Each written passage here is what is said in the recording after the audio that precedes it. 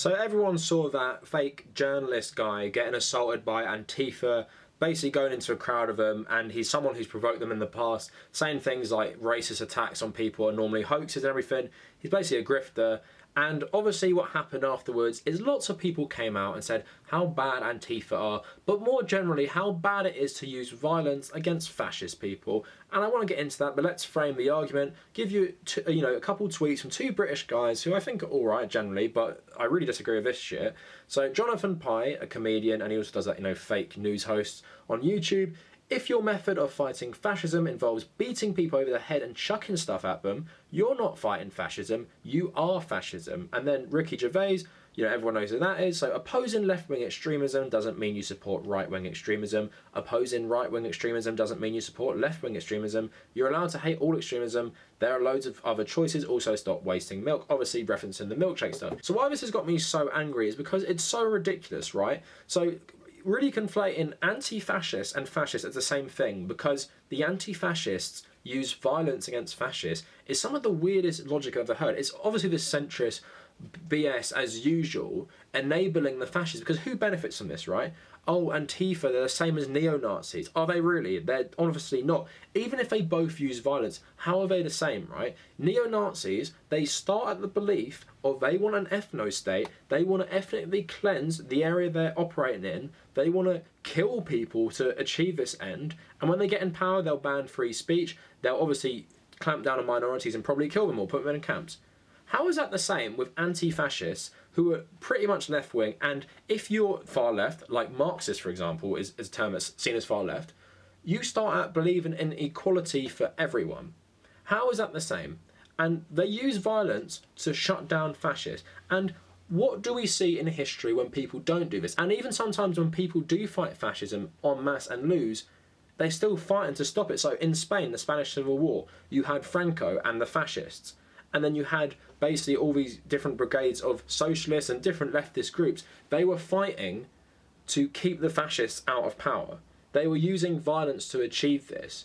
I don't understand this liberal sort of rubbish that violence is never justified. They were using violence to fight fascism, and what happened during that war? The fascists killed thousands of people. They allied with Nazi Germany to bomb civilians, to round up all these leftist people and execute them. Why would you not fight back against that when you see that?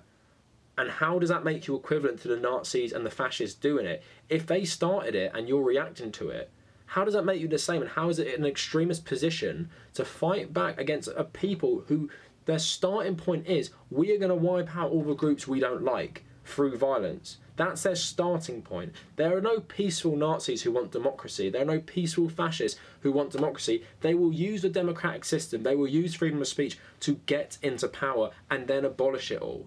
And how is it extremism to fight back with violence against a group who are inherently violent? And it's the liberals again, they think, this could never happen in America. This could never happen. The Nazis and the fascists could never take over in America. There's no point fighting it. You're just, causing problems. We should have a civil discourse. Why are there so many neo-Nazis in the police force? Why are there so many white supremacist cells in the police force?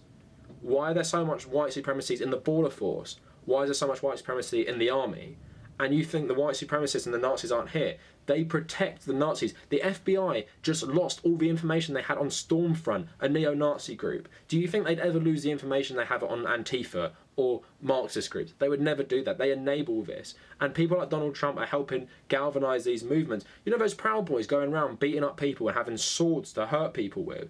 Antifa don't do that. They fight back against things like that. And just because this stupid fake journalist got his ass beat and got a milkshake thrown over him, and the police spreading this thing they put in burning cement. Have you ever seen what cement does? It doesn't burn you. And you ever spoken to a construction worker?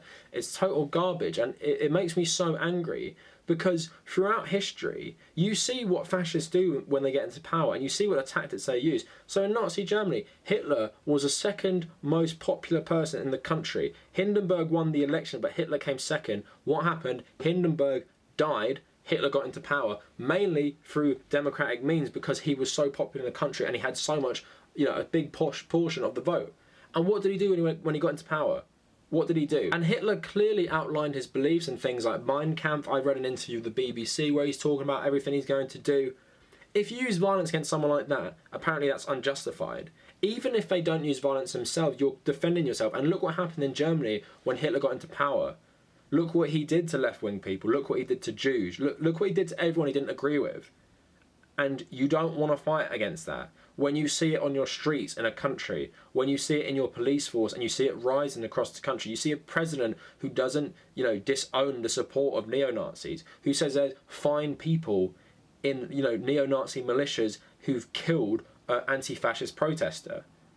And you're just playing into the right-wing's hands. You're playing into the fascist hands by equating anti-fascists with fascists just because the anti-fascists use violence. But they don't believe in inherently being violent. They don't believe in a society that will use violence to kill everyone they don't like. That's the problem. And you have revolutionaries throughout history. You have Che Guevara, for example. He's an anti-fascist revolutionary. What did he do in Cuba? The fascist government was oppressing the people. They were letting the Italian mafia do whatever they wanted in Havana, and he stood up to them. He barely had anyone to start with, but he fought this fascism to make Cuba a better place for the people. That is what anti-fascists do, and you're saying that they didn't achieve anything. You're saying Che Guevara is the same as Baptista. No way. You're saying Che Guevara is the same as Adolf Hitler. You're saying people like Ho Chi Minh are the same as Adolf Hitler.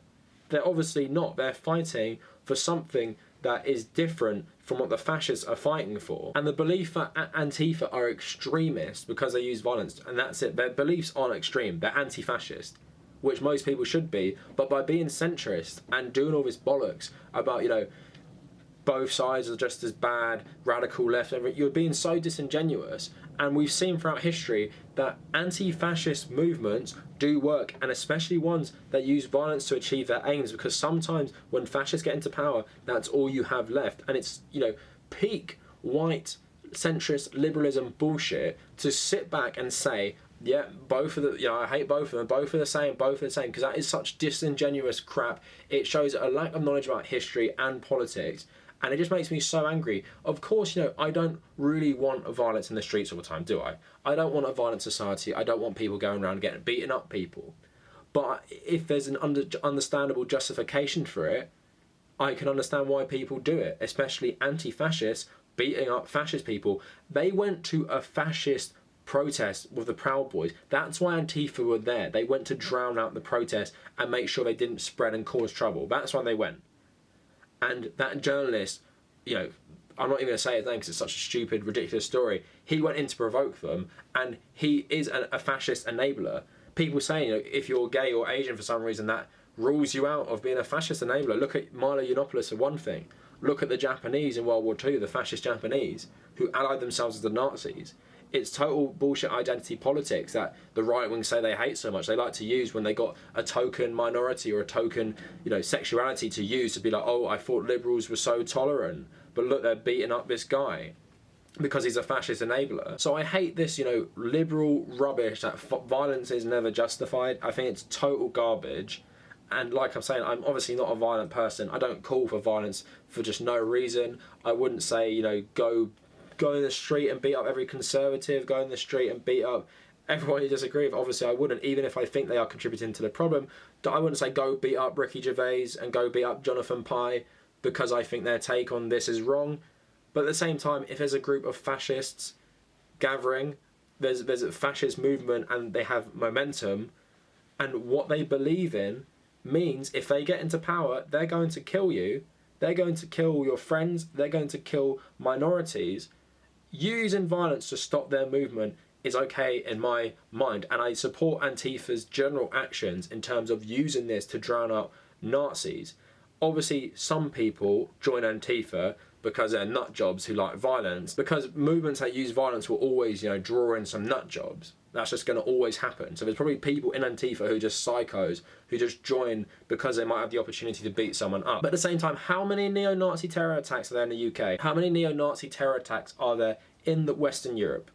There are multiple ones every year. Many terror attacks. There are more white supremacist terror attacks than Islamic terrorist attacks. Please show me the information of Antifa terror attacks. Show me how many people Antifa have killed, please.